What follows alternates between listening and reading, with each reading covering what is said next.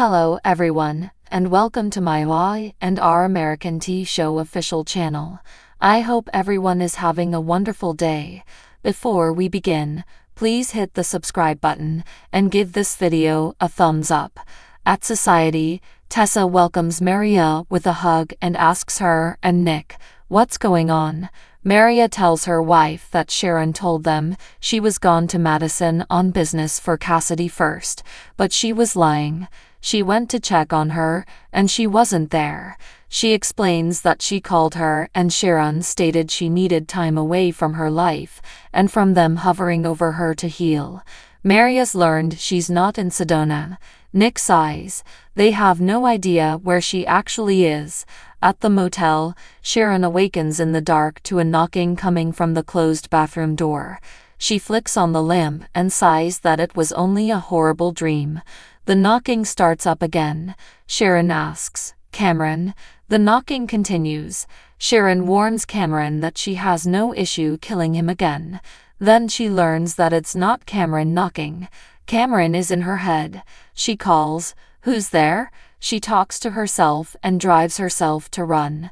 "You can leave this room and never look back." She opens the door and Daniel is standing there moaning, "Cassie, Cassie," in a disembodied voice.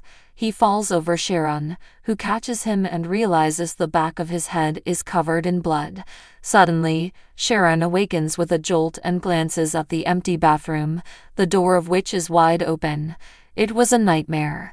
In the park, Faith sends her mom a voicemail appealing with her to phone her when she gets this. It would mean a lot to her to hear her voice. "I love you, Mom." Adam enters and asks Faith if she's okay. At Daniel's flat, he hands Heather a tea as a peace gift. He's delighted she backed off of the idea of relocating away. Heather reveals she still feels they should go, and wishes they already had. She's willing to stay and listen to his and Lucy's reasons, but wasn't convinced. Daniel jokes that she never liked losing an argument in court or at home. Heather will do everything it takes to support her family. Daniel appreciates that, but doesn't want her to resent the decision.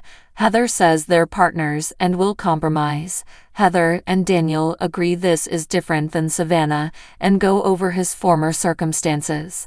Heather assures him he's made it up to her and Lucy, but the loss of both of their jobs was traumatic. Daniel's convinced he'll get work shortly.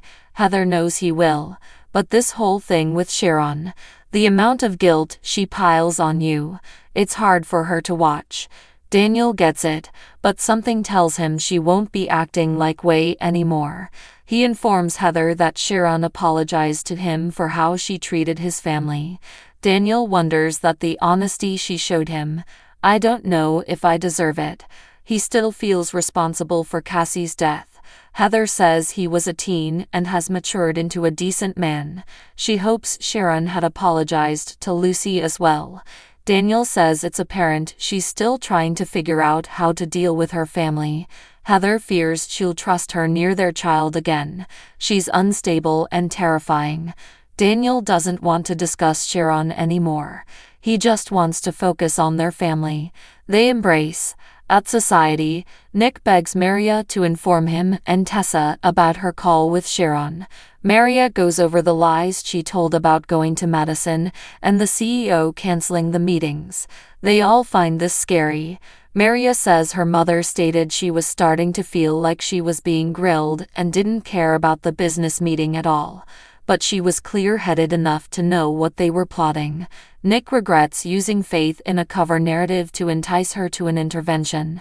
Maria and Tessa reassure him. Nick says he has more news, but it's not very hopeful. Nick reveals that he went out to Sharon's doctor, who was cautious of her privacy as expected.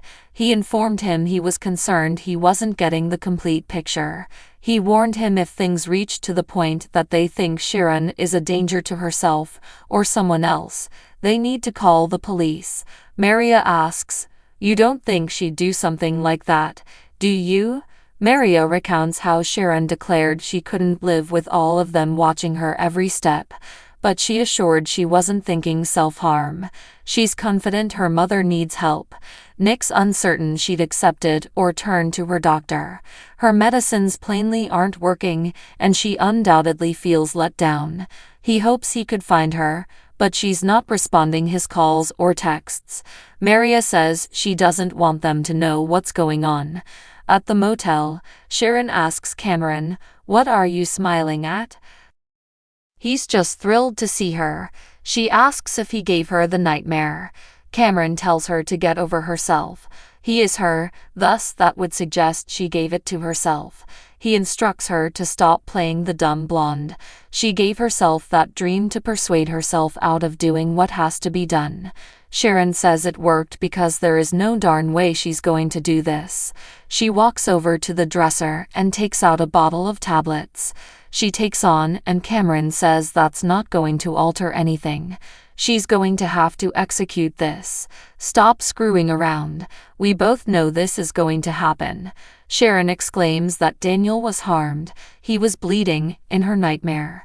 Cameron says, and only you can make your dreams come true. Sharon fumes. I'm not listening to you. You're dead. Cameron tells her she's not, but she's strutting about like she is. Sharon shouts that she's barely clinging to her sanity. If she does this, she will break. Cameron assures her she's stronger than she thinks she is. Sharon believes she'll never see her children again and won't have a future. Cameron replies that's only if she gets caught. He assures she'll come out of this feeling whole. She must finally achieve justice for Cassie in the park. Faith tells Adam she's okay. Adam heard about her accident and knows her dad would be concerned to see her like this, especially if it's about her mom. Faith asks him not to inform her dad. Adam says it's up to her who she wants to talk to. He guesses it's not him and turns to leave. He hopes everything with her and Sharon is okay. Believe it or not, I do care about you both. Faith stops him from going. Maybe you can help. Faith asks Adam about getting Sharon help when she was first diagnosed with bipolar disorder. Adam asks whether she's unwell again. Faith tells him that she hasn't been herself. Her accident hurt her, but Daniel Romalotti being back in town also reminded her of what happened to Cassie. At the motel, Sharon glances at a white paper bag on the bed and says Cameron she doesn't remember what that is. He asks whether she remembers checking into this dump. She doesn't. Sharon insists she's done playing games with him. Cameron insists he's not playing a game. She turned on autopilot to bring herself there, so she could get away from her family and get dressed. She asks, "Ready for what?" Cameron nods at the bag on the bed and invites her to have a glance and refresh her memory so they can move this along. She says no. Cameron puts his feet up. "Fine, I'll wait. Thanks to you, I have the patience of a dead man." Sharon sits on the bed and opens the bag. She pulls out a black bottle. Cameron continues, "1 dose of that, and there's no coming back. You are so close, baby, to finally being free of your pain." At Daniel's apartment, Heather praises him for being so understanding about yesterday. She regrets being so judgmental. Daniel recaps that he failed her and Lucy the last time. They had no choice but to depart. Heather cries because she never wants to lose him again. Daniel never wants her to be upset again. He's sure they can make Genoa City a beautiful place to live. Heather gets a lead on a job and thinks their luck is changing. Daniel says he's meeting his mom and Summer later. Heather will join them if the interview goes well. He's delighted they kissed and made up. Heather still wants the kiss. Daniel obliges.